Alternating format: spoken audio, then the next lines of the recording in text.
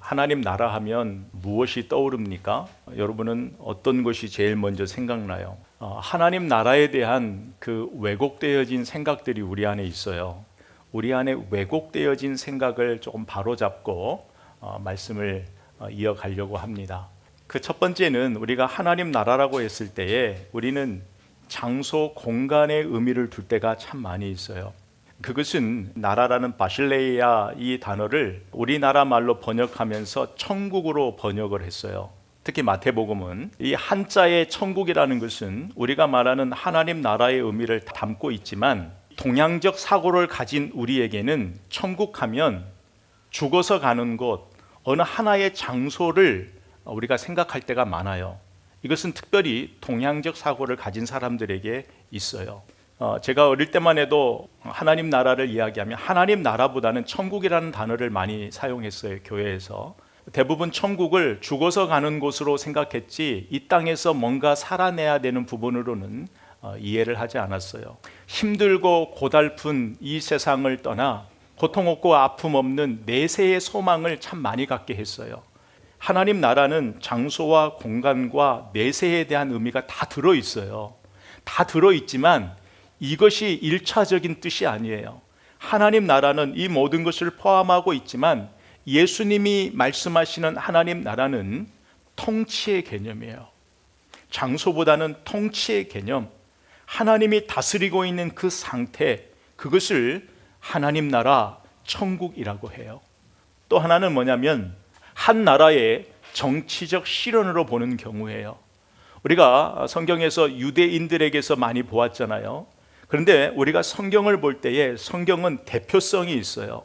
하나님은 아브라함이 특별나서 아브라함을 선택하신 것이 아니에요. 하나님은 보잘것없는 아브라함을 선택하셔서 그 인생을 통하여 믿음이 무엇인가를 보여주신 거예요. 믿음으로 의롭게 된다라는 것이 무엇을 설명하는가, 무엇을 의미하는가를 아브라함의 전생의 인생을 통해 하나님이 말씀하셨어요.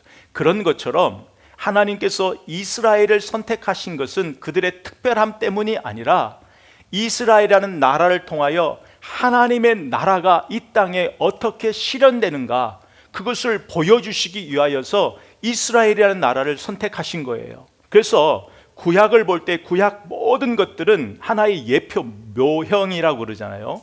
예수 그리스도를 보여주는 하나의 다 예표들이란 말이에요.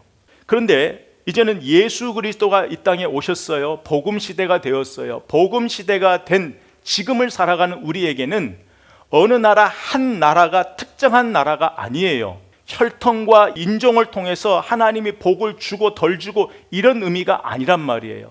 그래서 이제 복음 시대를 살아가는 우리들에게는 어떤 하나님의 특별한 선택이 있다라면 내가 어떤 특별해서가 아니라 나의 잘남 때문이 아니라 이제는 사명, 복음을 전파해야 되는 사명으로 우리가 모든 것을 이해해야 돼요. 가끔 들어보면 우리 한국을 제2의 이스라엘이다, 예루살렘이라 그렇게 이야기하는 경우가 종종 있어요. 근데 굉장히 그 위험한 생각이에요. 복음 시대에는 어떤 특정한 한 민족이라는 민족주의에 사로잡히면 안 되는 거예요. 복음 시대는 하나님의 말씀이 온 세상 땅끝까지 전파되기 위하여서 우리를 불러주신 거예요. 이런 의미 속에 우리가 생각을 해야 돼요. 이러지 않으면 우리가 예수님 당시에 무슨 파가 있어? 바리새파, 사두개인, 에세네파, 열심당, 헤롯파 이런 파들이 많이 있잖아요. 그런 것처럼 오늘날도 많은 정당이 있단 말이에요. 우리가 가지고 있는 이 사회 속에, 국가 속에 많은 정치적인 색깔을 띠고 있는 파들이 많이 있단 말이에요. 그러니까 우리가 이 신앙이라는 것을 정치적으로 이용해서는 안 돼요. 특별히 이제 말이 나왔으니까 하는 건데, 저와 여러분 안에도 내가 선호하는 정당이 있을 수 있어요. 내가 선호하는 정치적 성향이 있어요. 그런데 그것은 좋지만 그 기준은 하나님의 말씀인 거예요. 왜 이런 위험이 있냐면 내가 좋아하는 이 정당 안에도 잘하는 것이 있고 잘못된 것이 있어요. 성경적인 것이 있고 성경적이 아닌 것이 있어요. 우리의 기준은 말씀이어야 돼요. 말씀으로 볼 때 이 부분은 좋아, 하나님 말씀대로 하고 있네, 이 부분은 하나님 말씀에 위배되네, 어긋나네, 이런 관점으로서 그런 성향을 가져야 돼요. 말씀이 옳은 것은 옳다라고 이야기하고 말씀이 아닌 것은 아니라고 이야기를 해야 되지 편을 나눠서 생각하면 안 되는 거예요. 그래서 예수님께서는 요한복음 18장 36절에 내 나라 하나님 나라는 세상에 속한 것이 아니다. 세상의 힘의 논리로 되는 나라가 아니라 오직 하나님의 나라는 십자가의 은혜와 사랑으로만 이루어지는 나라예요.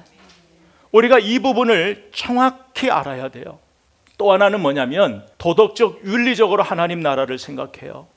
하나님 나라는 우리가 우리의 선함으로 이루어가는 나라가 아니에요.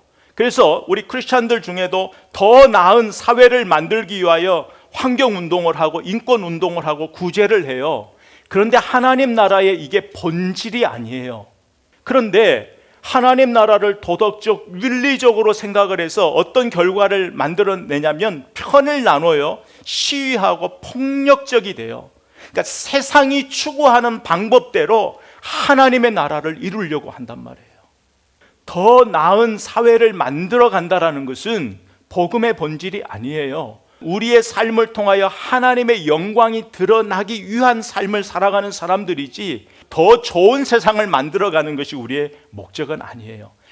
영혼 구원을 위하여 이러한 것들은 수단은 될 수 있지만 우리의 목적은 될 수 없다라는 것. 이 밖에도 많은 생각이 있지만 하나님 나라라는 이 부분을 우리가 이 말씀을 들으면서 다시 한번 잘 정리를 하면서 이제는 예수님이 가르쳐 주신 이 기도 안에 하나님 나라는 어떻게 우리 안에 임하는가를 이제 우리가 한번 보려고 합니다.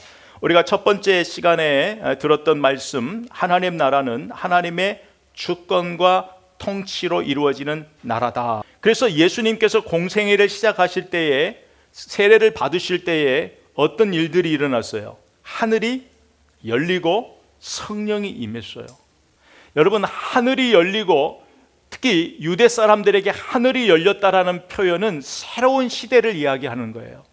예수님이 가지고 오시는 새 시대를 상징하는 거예요. 그리고 하늘이 열렸다라는 것은 예수님이 새로운 시대를 선포하시는 거예요.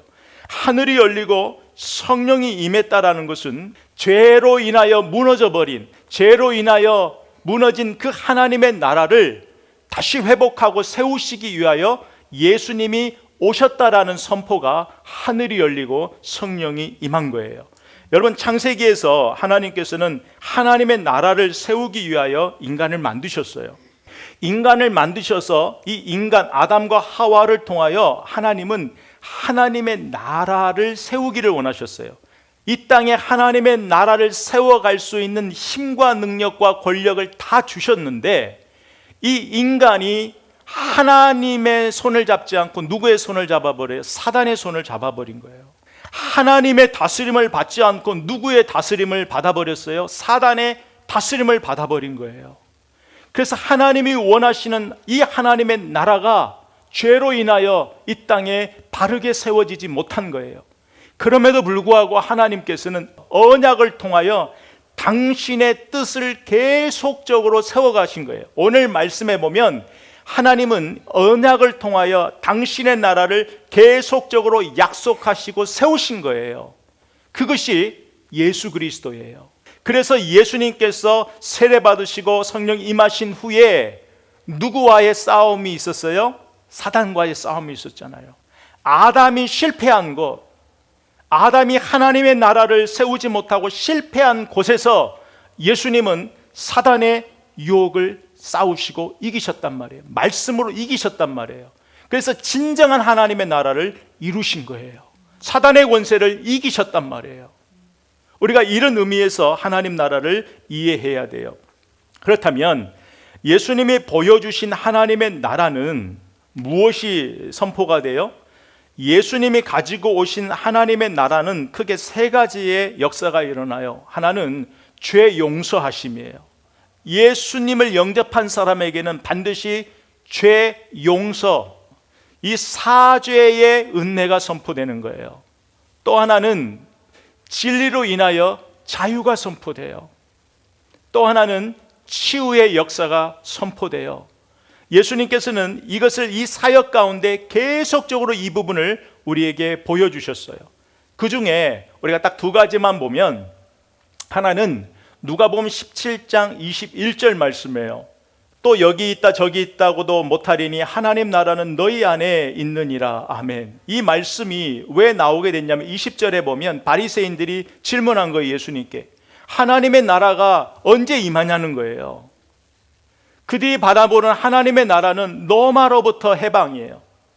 내가 억압받고 있는 육체적인 것, 이 육체의 한계, 내가 안고 있는, 나라적으로 개인적으로 안고 있는 여기에서부터 해방을 요구한 거예요. 그러니까 메시아가 와서 결국은 하나님의 나라가 세워지는 게 아니라 자기들의 나라가 세워지는 것을 원했단 말이에요. 그래서 끊임없이 눈에 보이는 왕국, 눈에 보이는 왕국 언제 임하냐는 거예요. 근데 예수님께서 뭐라고 하셨어요? 21절에 하나님 나라는 여기 있다 저기 있다가 아니고 하나님 나라는 너희 안에, 너희 가운데 있다라는 얘기예요. 너희 안에가 너희 가운데. 이 말이 뭐냐면 하나님 나라를 왜 찾냐 이 말이에요. 지금 바리새인들이 쭉 둘러 있단 말이에요. 그러면서 예수님이 이 말씀은 하나님 나라는 여기 있다 저기 있다가 아니라 너희 가운데, 본인을, 예수님 자신을 말씀하시는 거예요. 하나님 나라는 지금 너희 안에 와 있다, 너희 가운데 와 있다 이 말. 예수님 자신을 가리키는 거예요. 그런데 예수님을 바라보지 못하고 그들은 눈에 보이는 또 다른 왕국, 왕을 기다리고 있단 말이에요. 예수님을 영접하지 않는 거예요. 받아들이지 않는 거예요. 예수님을 인정하지 않는 거예요. 예수님 말씀을 듣지 않는 거예요. 이 자체가 뭐냐면 하나님 나라의 통치를 거부하는 거예요. 바리새인들이 지금 그런 삶을 살아갔단 말이에요. 여러분, 오늘날 바리새인의 모습이 우리 안에서 일어나요. 여러분, 우리의 기도가요, 이 안에 다 갇혀 있을 때가 있어요. 내가 보이는 어떤 기득권, 내가 바라고 원하는 그 하나님의 나라, 화려한 예배당 안에 하나님의 나라를 가둬버리고, 예수님이 십자가에 죽으실 때 끊임없이 그들이 원했던 게 뭐예요? 당신이 진짜 왕이라면 내려와 달라는 거예요. 한번 내려와 달라는 거예요. 당신의 능력을 보여달라는 거예요. 당신의 권세를 보여달라는 거예요. 지금이라도 늦지 않았으니 십자가에 내려와서 진짜 당신이 왕이라면 보여달라는 거예요. 근데 우리의 기도가 거기에 묶여 있을 때가 많아요. 진짜 하나님 살아계신다면, 진짜 살아계신다면, 물론 이런 기도도 필요하지만 우리 안에, 내면 안에 그 바리새인들이 원했던 그 정치적 예수, 내 나라를 세우기 위하여 필요했던 메시아, 내가 잘되기 위하여 필요한 그 메시아, 그게 아니라 예수님이 가르친 이 하나님의 나라는 주도권이 주도권. 나만 알았던 내 삶, 내 나라만 알았던 내 삶이 이 하나님의 나라, 예수님이 내 안에 와버리면 주도권이 바뀌는 거예요. 내 삶의 주도권이 누구에게로? 예수님께로 가버리는 거예요. 주님께로 가버리는 거예요. 그래서 내가 누릴 때에도 감사하고, 내가 조금 부족할 때도 낙심이 아니라 거기서 또다시 그 주도권, 내 삶의 모든 필요를 아시는 하나님 앞에 나의 모든 상황을 맡기는 거예요. 특별히 요즘에는 이 노후 걱정을 되게 많이 하세요. 은퇴 후에 어떻게 살아갈까를 생각하는 거예요. 여러분도 똑같잖아요. 여러분들의 노후를 생각하면 어때요? 이게 불안할 때가 많아요. 내가 건강하게 내 노후를 잘 지낼 수 있을까? 그런데 이것까지도, 내 삶의 마지막까지도 하나님의 주권 아래 놓아야 돼요. 그러지 않으면 우리 안에는 평안이 없어요. 왜냐하면 세상 바라보면 한 치 앞도 모르는 우리 인생에 무슨 평안이 있어요. 그러나 한 치 앞도 모르는 내 인생을 계획하시고 이 땅에 보내시고 마지막까지 책임질 하나님의 주권과 통치에 나를 맡기는 것, 여기에 평안이 있는 거예요. 또 하나는 마태복음 12장 28절에 보면, 그러나 내가 하나님의 성령을 힘입어 귀신을 쫓아내는 것이면 하나님의 나라가 이미 너희 안에 임하였느니라 라고 예수님이 말씀하셨는데, 이 말씀의 배경은 또 그래요. 또 바리새인이 또 나오죠. 예수님께서 귀신 들려서 눈이 멀고 말 못하는 병자를 예수님께서 치유하세요. 예수님께서 치유해 주셨는데 그 모습을 보고 바리새인들이 저것은 귀신의 왕 바알세불의 힘을 힘입지 않고는 귀신을 쫓아내지 못한다, 그렇게 이야기를 해요. 우리가 앞에서 본 대로 예수님이 그들 안에 서 계시는데도 여전히 그들은 예수님을 바라보지 못하는 거예요. 예수님은 이미 너희 가운데 와 있지 않느냐, 너희 앞에 있지 않느냐라고 이야기해도 그들은 예수님을 바라보지 못한 거예요. 그런데 여기서 특별히 말하고 싶은 것은 예수님이 거했던 곳에서 어떤 역사가 일어났는가를 우리는 봐야 돼요. 예수님이 가신 곳에는 자유가 선포됐어요. 육신의 질병만이 아니라 영혼의 자유가 선포된 거예요. 진리로 통하여서 자유가 선포된 거예요. 그래서 특별히 이 말씀을 이제 우리 삶에 적용하면 하나님 나라가 임한 사람들은 과거에 묶여 살지 않아요. 과거에 묶여 산다라는 것은 우리가 예수를 믿어도 내 과거가 내 발목을 꽉 잡고 있을 때가 참 많이 있어요. 지난 날을 생각하면서 지난 날의 상처에 묶여가지고 내가 정말 나 스스로를 굉장히 힘들게 할 때가 많이 있어요. 여러분, 하나님의 나라가 임한 사람들은 예수 그리스도 안에서 완전히 새롭게 된 사람들이에요. 제가 지난번에 설명했잖아요. 예수를 믿는 사람, 누구든지 그리스도 예수 안에서 새로운 피조물이라는 것은 새로운 창조의 역사가 일어났단 말이에요. 우리가 이런 부분에서 우리가 이 말씀을 이해해야 돼요. 그래서 내 모든 것을 새롭게 하시는 예수 그리스도, 그럼에도 불구하고 우리는 삶을 살면서 과거에 묶여 있을 때가 있어요. 저도 과거가 생각나서 때로는 앞으로 나아가지 못할 때가 있어요. 과거 때문에 낙심이 될 때가 있어요. 내가 잘못한 실수 때문에, 연약함 때문에 계속 나를 자책할 때가 있단 말이에요. 이건 누구나 할 수 있어요. 그러나 진짜 하나님 나라가 임한 사람은 거기에 머물러 있는 것이 아니라 거기서 나를 새롭게 하신 누구를 바라본다? 예수 그리스도를 바라보는 거예요. 여기서 성령을 힘입는다라는 것은 우리는 우리 힘으로 과거에 묶여있는 사슬에서부터 스스로 풀려날 수가 없어요. 자유할 수 없는 사람이에요.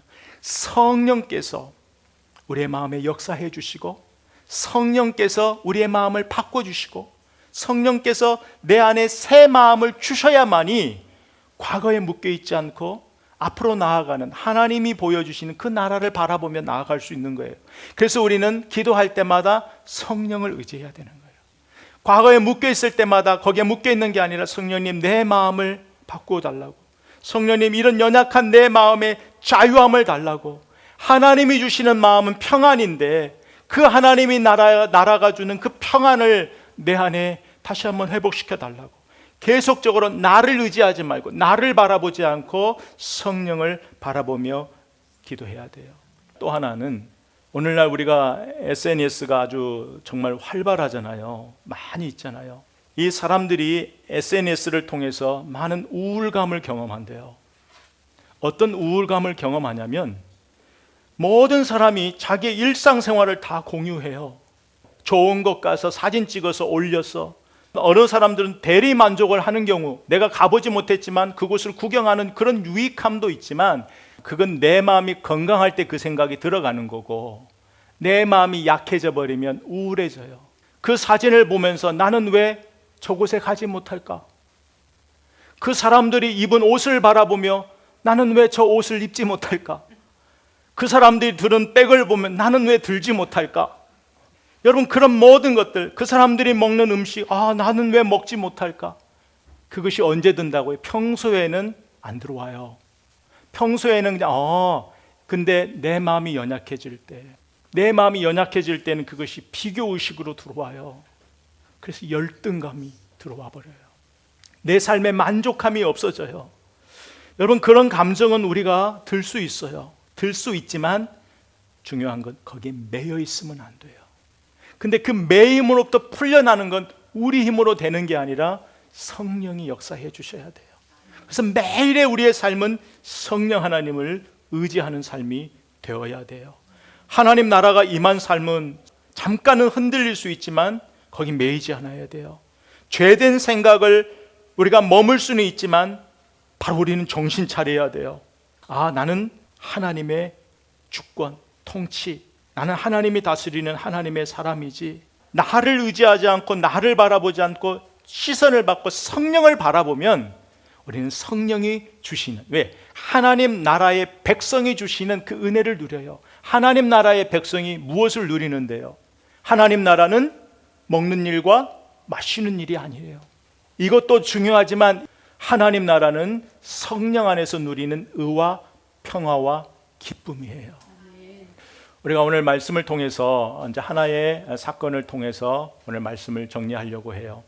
여러분, 하나님의 나라는 창세기에서부터 계속적으로 흘러왔어요. 시작되었어요. 그런데 아담과 하와, 이스라엘 역사가 끊임없이 하나님의 나라를 거부했어요.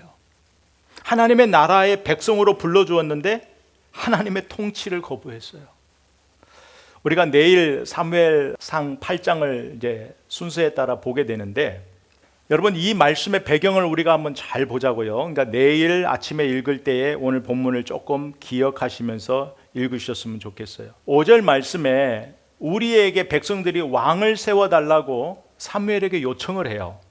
이유는 사무엘이 나이가 들었어요. 사무엘이 늙었단 말이에요. 그들이 볼 때 사무엘은 늙었고 사무엘의 아들들은 부패해버렸어요. 그러니까 앞이 안 보이는 거예요. 이 앞이 안 보이니까 이제는 그들이 무엇을, 우리도 다른 나라처럼 왕이 있으면 좋겠다. 그래서 다른 나라처럼 좀 왕이 있어서 전쟁도 해보고 세상의 힘의 논리로 조금 나라가 좀 강성해졌으면 좋겠다. 좀 우리도 다른 나라처럼 그 주위에 잘 나가는 나라처럼 우리도 왕이 있어서 좀 저런 나라대로 좀 살아봤으면 좋겠다. 좀 강해졌으면 좋겠다. 우리나라도 그걸 원한 거예요. 눈에 보이는 왕을 원한 거예요. 그래서 사무엘의 마음이 너무 낙심이 된 거예요. 그래서 하나님 앞에 가는 거예요. 근데 사무엘이 얘기하는 거예요. 하나님, 백성들이 왕을 요구합니다. 답답합니다. 어떻게 해야 됩니까? 7절에 여호와께서 사무엘에게 이르시되 백성이 네게 한 말을 다 들어라. 이는 그들이 너를 버림이 아니요, 너를 무시한 게 아니란 말이에요. 너를 버림이 아니라 나를 버려 자기들의 왕이 되지 못하게 함이니라. 그들의 삶의 중심에 하나님을 모시고 싶은 마음이 없는 거예요. 눈에 보이는 왕을 계속적으로 추구했단 말이에요. 그런데 하나님 말씀해요. 8절에 내가 그들을 애굽에서부터 인도하여 낸 날부터 오늘까지 그들이 모든 행사로 나를 버리고 다른 신들을 섬김같이 네게도 그러하는도다. 이게 오늘 일이 아니란 말이에요. 예전부터 그들은 끊임없이 하나님을 버린 거예요. 하나님의 다스림, 통치로부터 벗어나고 싶었던 거예요. 여러분, 그들이 놓친 것, 우리도 놓치고 살고 있지 않는가를 봐야 돼요. 그들은 눈에 보이는 왕이 없어 불안했어요. 근데 눈에 보이는 왕이 없어 불안했는데 조금 더 여기에서 시선 하나만 바꿔버리면, 관점 하나만 바꿔버리면 하나님이 우리의 왕이시다라고 생각해 보세요. 진짜 하나님이 나의 왕이야, 하나님이 우리의 왕이야 라고 생각한다면, 그리고 그 하나님이 전능하신 하나님, 창조주 하나님이라는 그 믿음이 있다면 그들 안에 눈에 보이는 왕, 세상의 왕을 요구했을까요? 여러분, 우리는 하나님이 나를 다스리고 아버지가 내 모든 필요를 다 하신다는 말씀을 알면서도 사실 우리는 계속적으로 우리의 삶은 세상의 왕을 구할 때가 많아요. 눈에 보이는 왕을 찾을 때가 많아요. 예수님께서 하나님 나라로 이 땅에 임하셨을 때 하신 말씀, 회개하라, 천국이 가까이 왔다, 천국이 임했다란 말이에요. 여러분, 하나님의 나라가 임한 사람, 예수님이 우리 마음에 임한 사람은 제일 먼저 어떤 변화가 일어날까요? 회개예요. 어떤 회개일까요? 여러분, 우리가 거짓말 회개하는 건 쉬워요. 좀 도둑질한 거, 나쁜 마음 먹은 거 회개하는 거 쉬워요. 그리고 그것은요, 하나님을 안 믿어도 우리보다 더 행위적으로, 도덕적으로, 윤리적으로 깨끗한 사람 많아요. 하나님의 나라가 임할 때의 그 회개는 그런 행위에 중점적으로 회개를 말하는 게 아니라 우리의 심령의 상태예요. 어떤 심령의 상태?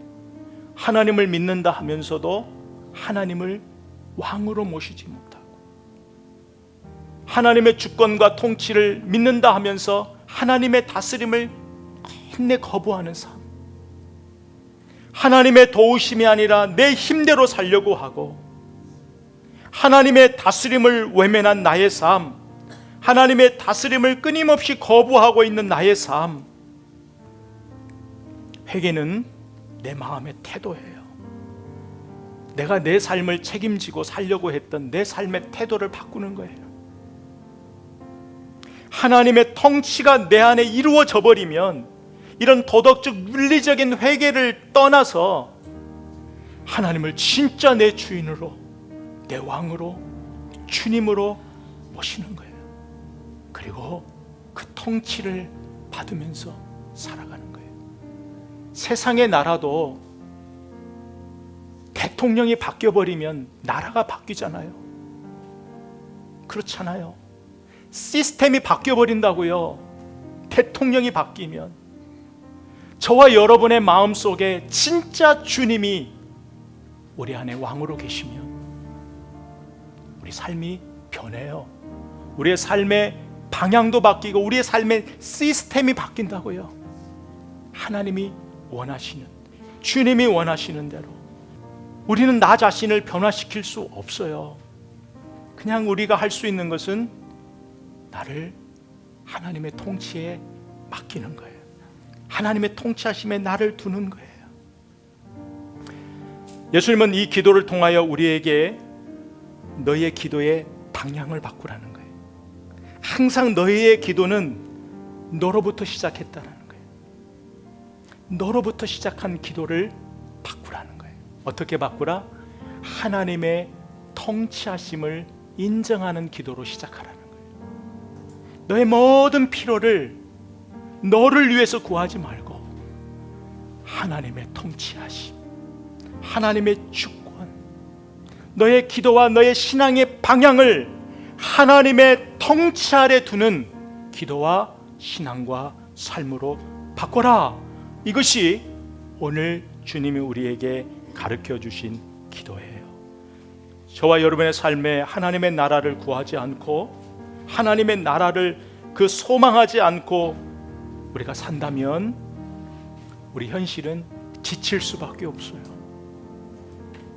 하루하루는 잘 살지만 지속적으로 살 수 없어요.